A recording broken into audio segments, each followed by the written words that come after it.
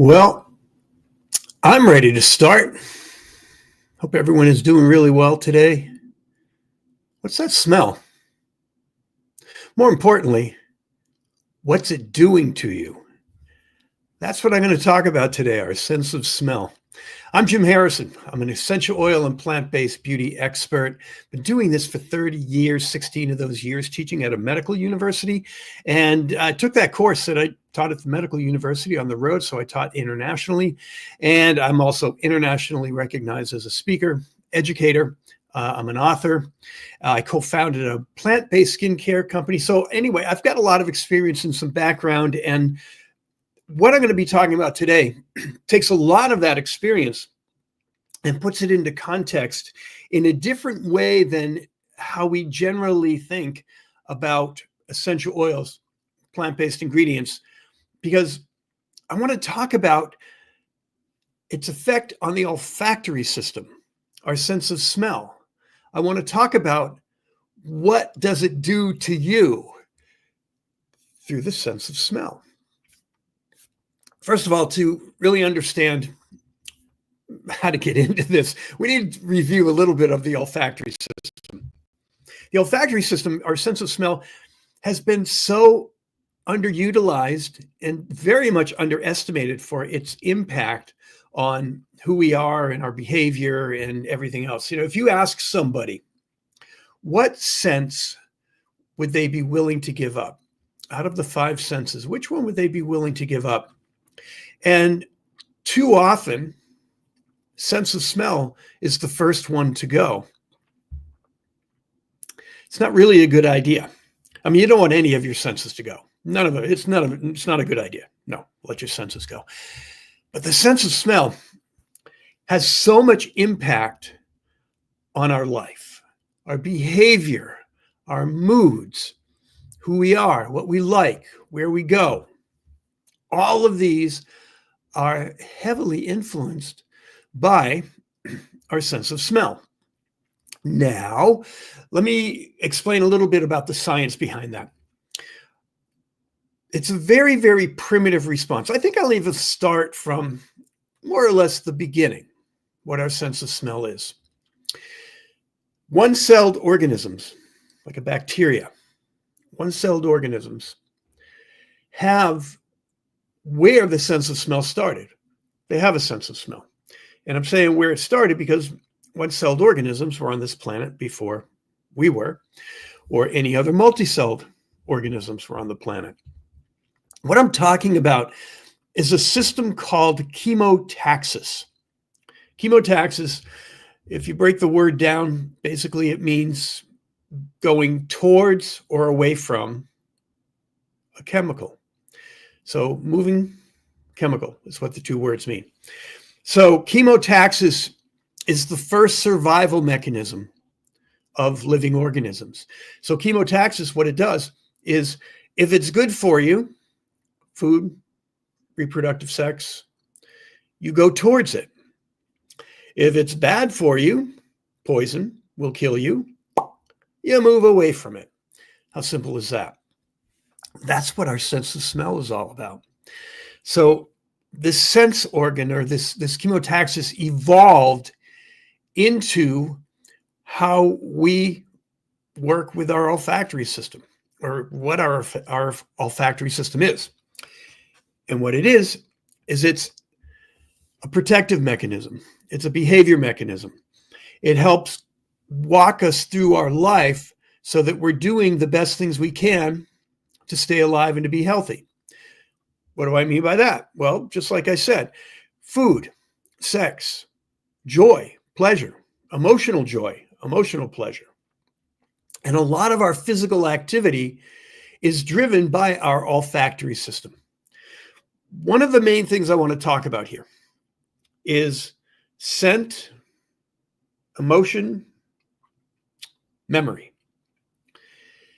Every memory, every emotion has a scent attachment. Sometimes that memory and emotion is really profound and very strong. You've had that, right? Video goes off in your head because you smell something, right? Is it a feel-good memory? Is it a negative? Is it a positive? And there's always an emotion attached.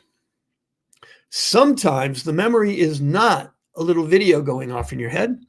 Sometimes it's just the emotion. You walk into a room and you just feel good. It's got a nice groove, it looks good, feels good, but it could just be a fragrance. It could be a scent that in your history was a moment when you felt good, first time you smelled it. And that's important too. It's the first time you smell that odor that's going to trigger the memory and emotion. Now, think of this in a protective way, okay? Smoke is the one that's the most obvious. I always use that as an example. So if you've heard me say this before, good. I don't know. We learned very early on that smoke means fire, which means danger. So when we smell smoke, it triggers that alarm that find the fire, put it out. It triggers almost a fight or flight response. It puts us into action. We know it's dangerous. It's a very strong emotion, as well as a very strong activity. Now, you don't have, or generally do not have, because I don't have it. I don't know if anyone's ever said they actually have the memory of the first time they smelled the smoke. But generally, it's, we're little kids, and it's our parents who start freaking out about the smoke. And we learn through that, smoke, smell, danger. Doesn't have a memory, has an emotion. Now, one of the things that happens here is the sense of smell does not go through the intellectual centers. We don't process it, which is a good thing. Because if you smelled smoke and you kind of sitting there going, what is that? You recognize that smell. I know what it is.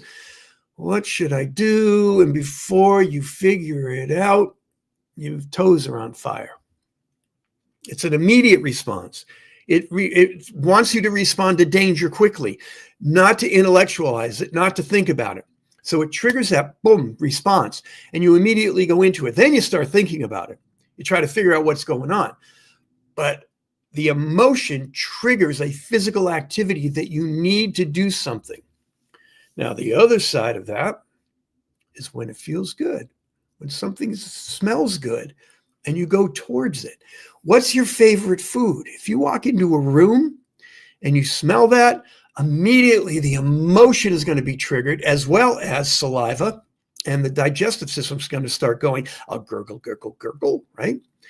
Now, this is marketing, okay? I'm going to talk a little bit more about marketing, but this is a good place to introduce this because this is, in a way, the theme of what I want to talk about. When you're driving down the road and strip malls and all that, and all of a sudden you smell that French fries or burgers or whatever it is they spew into the atmosphere, and the saliva and the digestive juices, and you look over and there's the fast food, and you look at all the cars that are in that line, because what's happened is you're driving along, you're not even thinking about food, and the smell hits you, and all of a sudden it's like, put your blinker on, pull in. I'm going to go get whatever it is they're selling. Now, for me, because I have trained myself that those smells are toxic waste, and it pushes me away from those places. It, in a way, it doesn't necessarily make me nauseous, but it doesn't make me feel good. My relationship with those scents is that it's unhealthy and bad for you and makes you feel bad. I did, as a child, respond in a positive way. Mom, take us to, whatever. And, I get over it. I did get over it. And I trained myself in a way. And this is an important part about olfactory system too, is that you can train yourself using the olfactory system. Another theme I'm going to talk about in just a minute here. And so we have to understand that scent is a behavior modifier. It drives our behavior, sometimes without us even knowing it. We'll often go through our life and just let scent carry us this way and carry us that way. And where are we going now? Scent, hey, take me over there. That's the what's it doing to you factor about my talk here, right? So now we're on a little ride, and scent is taking us there. What if we could control that? What if we were in the driver's seat and let scent be the car? Let it drive us around, but we're going to control it. We're going to let it, we're going to steer it this way, steer it that way. That's the cool thing about the kind of work that I do. And the kind of work I do is to help people to use essential oils in the practice of what's called aromatherapy. It has that word aroma as a big part of it, therapy be coming afterwards. And so scent therapy is what we're talking about here. Essential oils do have a different quality than any other scent. If you talk to an olfactory scientist, even the latest books that have come out, I'm reading one that just came out last year, I can't remember when, very recent. And they discount any difference between essential oils and any other fragrance. And that is true to a point. True.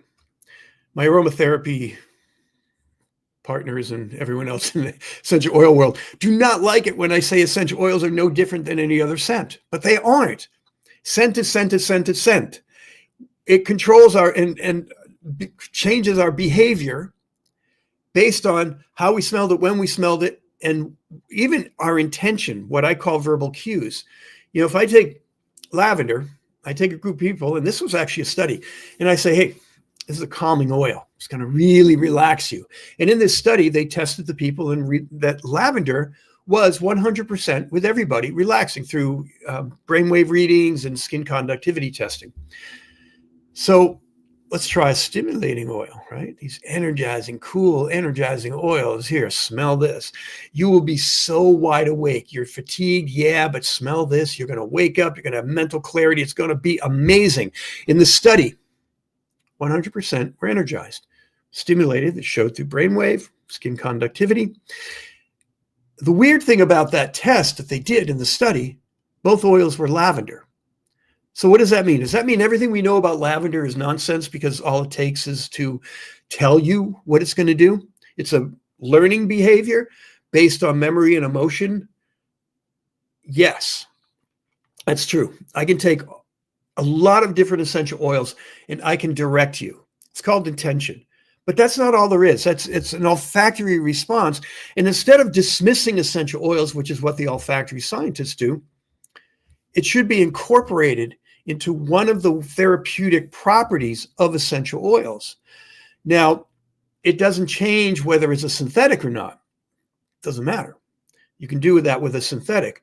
But the thing about essential oils, and this has been tested by one of the olfactory scientists who she's sort of on the fence about essential oils, but she did determine in a study that lavender was different than the synthetic. It was actually more effective.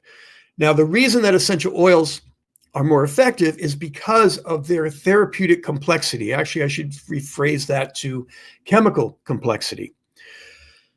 The study of essential oils is amazing. This is what I love about it. And this is what makes it so hard for a lot of people to get, because it's not as simple as this for that. There's a complexity in the essential oils, and that's binding. It actually is cell receptors. It actually binds with cell receptors, triggering physical responses in the body. This is one of the differences with essential oils and any other fragrance, even though there are fragrances that can bind, and sometimes they're toxic because of that. So we do need to be careful about those. But with the essential oils, you do have a lot of activity. So through the olfactory system, I like to call it intention. So if I want to do a therapeutic work with a client, which I do this practice all the time, and I want to change their behavior, I will create a scent, memory, emotion association with the oil.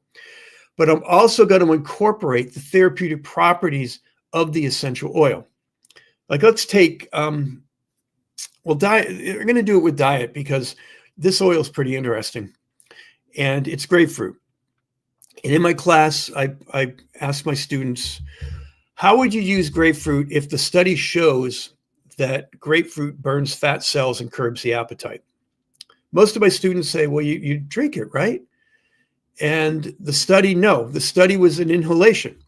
So what happens with this complexity of essential oils over just the synthetics, with the synthetics, you could do this as long as it's sort of food related. I don't know if it really is food related, but when you smell, like the cook in the kitchen knows this, right? By the time you're done cooking, you're not hungry anymore because the olfactory system actually shuts off appetite. So when you're, putting the fork in your mouth with the food and you're smelling it and you're smelling it and you're smelling it, your olfactory system goes, okay, you've had enough. And it tells your stomach that you're full, and it shuts off that satiation. It cuts off the hunger. If it tastes good, we keep eating though, don't we? But the olfactory system knows better. Listen to the olfactory system. And so there's a shutoff, a natural shutoff. So the cook in the kitchen is smelling and smelling and smelling while they're cooking. And by the time they're done, they're not hungry anymore. So grapefruit, with this ability to burn fat cells, the olfactory process, yes, if you smell it, but you have to smell it a certain amount of times. And I forget what the count was. I like to say, smell it for about 1 minute and 30 seconds. I don't know why I say that. It just sounds good, but it ended up at about where they said to smell 60 times or something like that. And that's the olfactory response. It's going to, shut off that satiation. So if you're trying to lose weight, if you're trying to, diet, or you're trying to avoid a food, like you're driving around and you actually like that smell of those fast food places, smell the oil instead and bypass because it's not healthy. The other thing is that they found in the study, and like I said, grapefruit burns fat cells. So what's happening there is that the grapefruit is a series of chemical molecules which attach to the olfactory nerve endings, boom, boom, boom, sending a signal. That signal, one of the things is to cut off satiation, but that's after a period of time. The other one is that it triggers the central nervous system to trigger a response that burns fat cells. This is what they found in the study. So the olfactory system also has physical effects. Now, in working with essential oils I like to, use them for reducing the fight or flight response. And by reducing the fight or flight response through scent, what the triggering is, it's through the vagus nerve, and it raises parasympathetic activity, the opposite of fight or flight, but that also affects the digestive system. And so an oil like fennel, I say fennel works by raising parasympathetic activity, but I have no studies to support that. What I do have are studies that say fennel is an antispasmodic, and fennel helps the digestive function. Antispasmodic and digestive function both relate to parasympathetic activity. So just through a logical conclusion, I would tell you that fennel would be good for raising parasympathetic activity, which would, of course, reduce fight or flight. Now, I have a lot of other things I want to kind of get in here. So I want to move into the environment. Your environment is full of fragrances. The whole thing, and I'm so glad it's ending. We're getting into kind of a trend, I guess I can say that word if I want to talk from a marketing perspective, fragrancing environments. So it's slowly been creeping in years and years and years.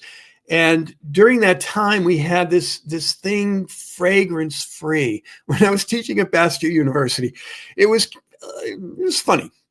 Because right on the door, it says fragrance-free zone, no perfumes, no this, no that, no essential oils. And I'm dragging a suitcase full of essential oils behind me.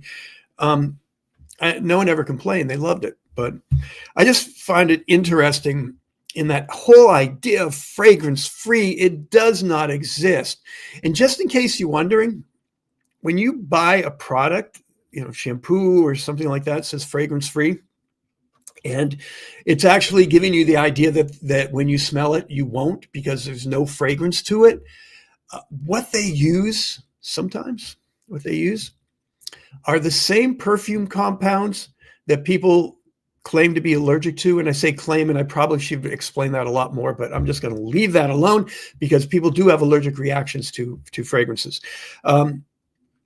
So the compounds that you would be allergic to in a perfume are actually used to neutralize the natural odor of the other ingredients. Because if you smell, a shampoo, especially with surfactants and emulsifiers and things that aren't not necessarily very attractive smelling, it's not going to smell good.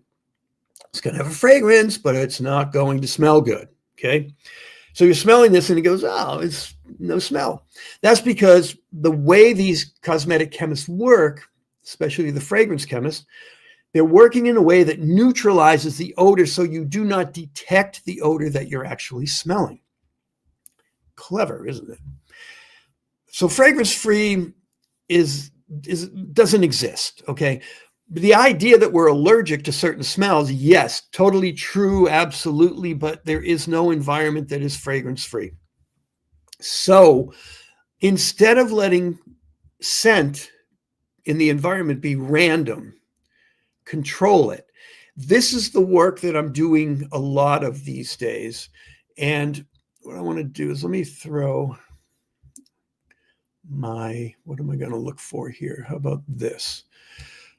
If you'd like to get in contact with me and talk about this, that's my email.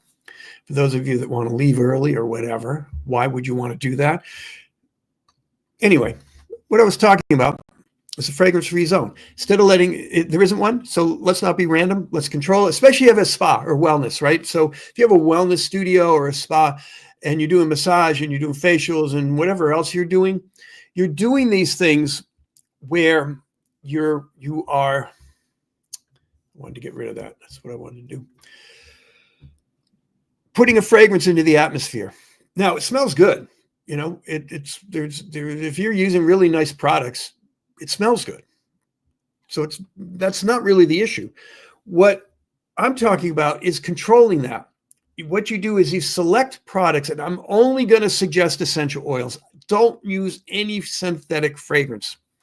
Now, if you do use synthetic fragrance, I'm not judging. I'm just saying it because it's my passion and I'm sharing my passion with you.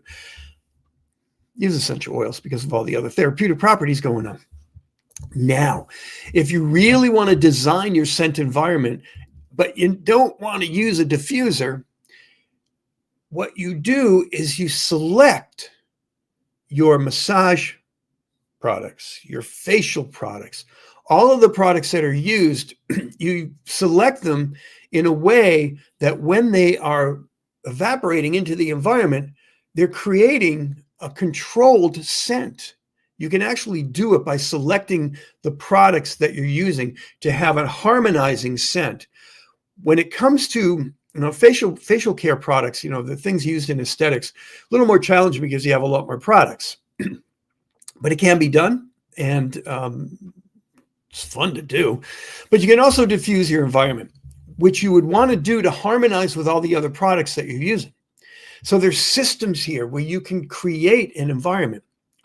Now, I did a system for, it was a signature scent for a spa in Cle Elum, Washington, in the mountains, Cascade Mountains. And it was a resort. And it's beautiful, beautiful, beautiful space in the mountains.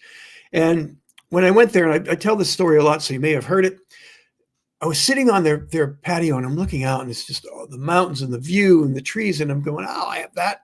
And I have that tree and I have that tree, the oils, of course, from the trees. And what I want to do is the scent creates an emotion, like I said. So when you hop out of your car and you're on vacation, that scent gives you that emotional feeling of being on vacation. So instead of changing the environment in the spa and giving it a spa-like, nice and spa-like, I wanted to carry that. I did make it kind of spa-like, I did. But I've used all of the oils from that environment so that it was a harmonious change walking into the spa and a continuous flow. We didn't need to really make anything that was going to take you from a city environment. You're walking from New York City or you're in Shanghai or wherever, and you're walking out of that intense urban environment and you walk into the spa, it's going to take a few minutes before they kind of get you to settle down. If you're already on vacation, you're in a relaxed state already. So you walk into the spa The scent is harmonious with a little twist to give you that I'm in a spa now, a spa environment. But this is the way you control the environment with fragrance. You control the feeling. Now, let's talk about a New York City spa. What would I want to do with that? Do I want to carry the odors from outside? Ever smell a New York City subway? Yeah, not for your spa. Not good. So what you want to do is you want to do something that's going to harmonize from outside to inside. And you do want to trigger a big change. You do want to make that change. And what that change will be is, well, this is where the creative art, you could bring people anywhere. Depends on what your spa environment is. What does it look like? Is it a biophilic, meaning connected to nature? Yeah, I would want to use some trees and plants and some florals. Are you trying to represent a more exotic tropical atmosphere? Like maybe you do Thai massage or something. You might want to use Indonesian spices and florals, really exotic spices. And I mean, the florals, like sitting on the beach in Hawaii or Bali or something like that. So you want to control the environment to match your signature. Who are you? What is your space? And you can do this at home too. What do you want your home space to be? There are so many ways that you can control and play around with your scent environment. I was having a conversation yesterday and it was about epigenetics. Epigenetics is how when you change behavior and habits, you change your genetic structure as well. And this is something that I do feel the olfactory system can do. So when you're creating an environment, but this needs to be a repetitive environment. And as a therapist, if you have somebody in your space and you want to help them with stress or negative behaviors, negative self-talk, things like that, what I do in my behavior modification is I'm introducing a scent. I mentioned this earlier, right? I introduce a scent, but I only want to use that in that relaxed, calm state. I want to introduce it to the person for the first time, making that scent bond with the emotion of feeling relaxed. And I'm now creating a behavior shift. If I do that repetitively, now it'll be ideal if the person can come in every day. They get into this a little bit quicker. But if they're coming in once a week, I'd want to do that 5 or 6 sessions in a row. Then I would give them that fragrance to carry around with them.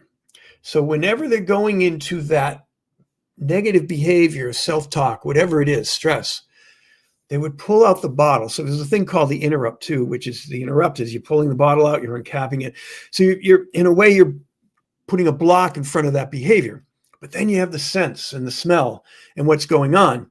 And you're triggering the emotion release of what this scent bond means. Now, the question is that going to create also an epigenetic change? This is where I really would love to do some research on it. But from what I've seen, changing behavior in the way that law of attraction talks about it for epigenetics, this would be an incredible thing to analyze because you can change your behavior using the tool of scent in wellness. And this is really what my message is here, is I want to teach you how to turn scent into a therapeutic tool, along with the therapy of essential oils. The therapy of essential oils is amazing just in itself with the chemical structure and how that binds with receptors in the body to trigger certain physiological changes along with emotional changes. When I talk about parasympathetic activity, that's both a physiological change, physical, and also an emotional shift. This is just the beauty of working with essential oils. And when you incorporate essential oils into a therapeutic scent wellness structure, possibilities, there's a lot going on there, a lot of dimension in how we can incorporate that into our therapeutic work, our wellness spaces, just everything. We can help to drive people to healthier behaviors as well as what we do therapeutically when we're in a wellness setting. So I want to go ahead and finish up here. And what I'll do is put this up here again. I'm a consultant. I'm a coach. If you have any questions about this, please get in touch with me. Also, subscribe, follow, like me, whatever, all those buttons that you get to push when you're watching these videos. I really appreciate you joining me. As always, thank you. And I will definitely be seeing you again.